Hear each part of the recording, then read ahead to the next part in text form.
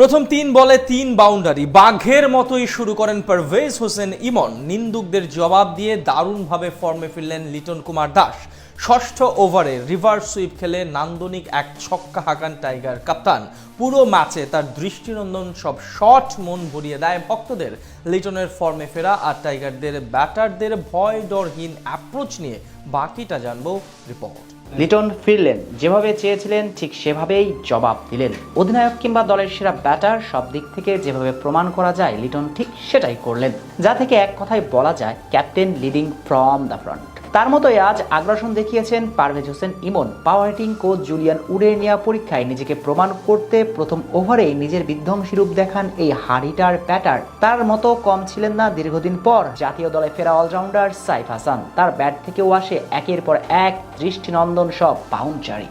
নেদারল্যান্ডসের বিপক্ষে আজ দুর্দান্তভাবেই নিজেদের কাজটা সেরে দেন টাইগার বোলাররা। ১৩৭ রানের টার্গেটে ব্যাট করতে নেমে আরিয়ান দত্তের প্রথম বলে রুম বানিয়ে ব্যাকফুটে ভর করে বাউন্ডারি মারেন পারভেজ হোসেন ইমন। এরপর দ্বিতীয় বলে ব্যাকওয়ার্ড পয়েন্ট দিয়ে আরও একটা ৪ মারেন তিনি, তবে সেখানে ক্ষান্ত হননি ইমন, বরং তৃতীয় বলে আরিয়ানের ফোলার লেন্থের ডেলিভারি স্লক সুইপ করে হাঁকান বিশাল এক ছক্কা। অর্থাৎ ইনিংসের প্রথম ৩ বলে ১৪ রান তোলেন এই ব্যাটার। উইকেট বেশিক্ষণ থিত হতে না পারলেও ইমনের এমন ভয়ডহরীর অ্যাপ্রোচ এবং আক্রমণাত্মক মানসিকতা বলে দেয় টি-২০ ক্রিকেটে দারুণভাবে উন্নতি করছে বাংলাদেশ। এদিকে দীর্ঘদিন ধরে নিজের ফর্মের সঙ্গে লড়াই করছিল লিটন কুমার দাস। শ্রীলঙ্কার বিপক্ষে ২ ম্যাচে দারুণ সময় কাটালেও পাকিস্তানের বিপক্ষে ঘরের মাঠে ছিল নিষ্প্রভ। তবে নেদারল্যান্ডসের সাথে প্রথম ম্যাচেই অসাধারণভাবে প্রত্যাবর্তন করলেন টাইগার কাপ্তান। দৃষ্টিনন্দন সব শট খেলে মন ভরিয়ে তুললেন হাজারো দর্শকদের। বিশেষ করে তার ষষ্ঠ ওভারের শটটি ছিল সবচেয়ে বেশি নিখুঁত। সেখানে ড্যানিয়েল ডোরামের করা অফ স্ট্যাম্পের বাইরের পোলার লেন্থের ডেলিভারি ঘুরে গিয়ে ডান থেকে বাহাতি ব্যাটার বোনের রিভার্স সুইপ খেলে অসাধারণ এক শট খেলেন লিটন, যেটা সোজা গিয়ে পড়ে বাউন্ডারির ওপারে। পুরো ম্যাচে আরও বেশ কিছু চোখ ধাঁধানোর বাউন্ডারি এসেছে তার ব্যাট থেকে, যেমনটা লিটনের কাছ থেকে সকলে প্রত্যাশা করে।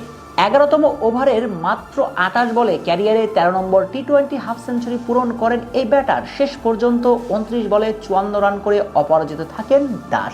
এদিন বাকিদের মতো ব্যাটাতে নিজের সেরাটা দেন দীর্ঘদিন পর প্রত্যাবর্তন করা সাইফ হাসান। ঘরোয়া লিগে পরীক্ষিত এই অলরাউন্ডার অনেকটা চমক দিয়ে জায়গা করে নেন সংক্ষিপ্ত স্কোয়াডে। আর সেখানে প্রথম ম্যাচে বলা চলে নির্বাচকদের আস্থার প্রতিদান বেশ ভালো হয়ে দিয়েছেন সাইফ। এদিন ১৯ বল মোকাবিলা করে তার কাছ থেকে আসে মোট ৩৬ রান, যেখানে মারেন ৩টি বিশাল ছক্কা।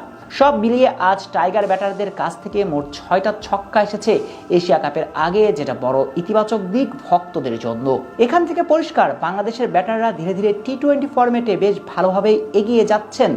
এখন এশিয়া কাপে আসল প্রতিফলন দেখার অপেক্ষায় সবাই। তাই ধারাবাহিকতা যদি ধরে রাখা যায় তাহলে হয়তো ভালো কিছুই অপেক্ষা করছে সবার জন্য।